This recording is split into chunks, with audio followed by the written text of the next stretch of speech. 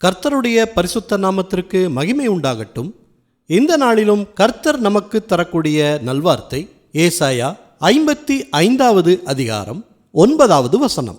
பூமியை பார்க்கிலும் வானங்கள் எப்படி உயர்ந்திருக்கிறதோ அப்படியே உங்கள் வழிகளை பார்க்கிலும் என் வழிகளும், உங்கள் நினைவுகளை பார்க்கிலும் என் நினைவுகளும் உயர்ந்திருக்கிறது. பிரியமானவர்களே, நாம் செய்யக்கூடிய காரியங்களில் நமக்கு என்று சில யோசனைகள், நினைவுகள் இருக்கும்.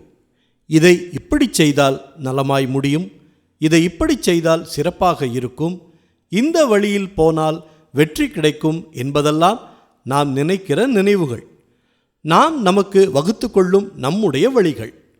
ஆனால் கர்த்தர் இன்றைக்கு நமக்கு சொல்லும் வார்த்தை, உங்கள் வழிகளை பார்க்கிலும் என் வழிகளும், உங்கள் நினைவுகளை பார்க்கிலும் என் நினைவுகளும் உயர்ந்திருக்கிறது என்று. நாம் ஒரு முடிவெடுத்து ஒரு பாதையை தேர்ந்தெடுத்தால் அதில் கடினப்பட்டு வெற்றி பெற வேண்டியிருக்கும். ஆனால் கர்த்தருடைய வழி என்னவென்று அறிந்து செயல்பட்டால் அந்த வழி நமக்கு சிரமத்தை கொடுக்காமல் வெற்றியை எளிதாக கொடுக்கக்கூடியதாக இருக்கும். விதைக்கிறவனுக்கு விதையையும் புசிக்கிறவனுக்கு ஆகாரத்தையும் கொடுக்கிறது எப்படியோ அப்படியே என் வாயிலிருந்து புறப்படும் வசனமும் இருக்கும். அது வெறுமையா என்னிடத்திற்கு திரும்பாமல் அது நான் விரும்புகிறதை செய்து நான் அதை அனுப்பின காரியமாகும்படி வாய்க்கும்.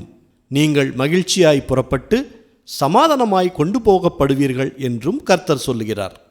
அதனால் நாம் நினைத்து வைத்திருக்கிற வழியை காட்டிலும் கர்த்தருடைய வழியே சிறந்தது, சிறந்தது, சிறந்தது என்று கர்த்தர் சொல்லுகிறார். ஜெபிப்போமா. நல்ல தகப்பனே, இந்த நல்வார்த்தையை தந்ததற்காக நன்றி செலுத்துகிறோம்.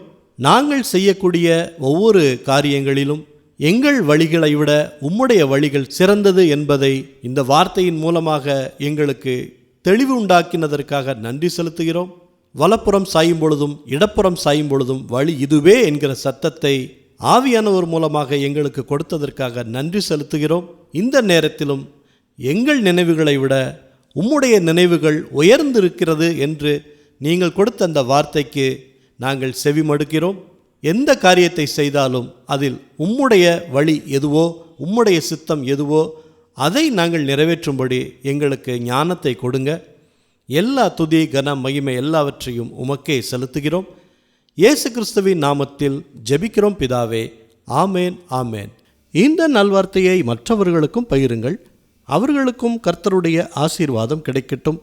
கர்த்தர் உங்களையும் உங்கள் குடும்பத்தாரையும் அளவில்லாமல் ஆசீர்வதிப்பாராக. ஆமேன்.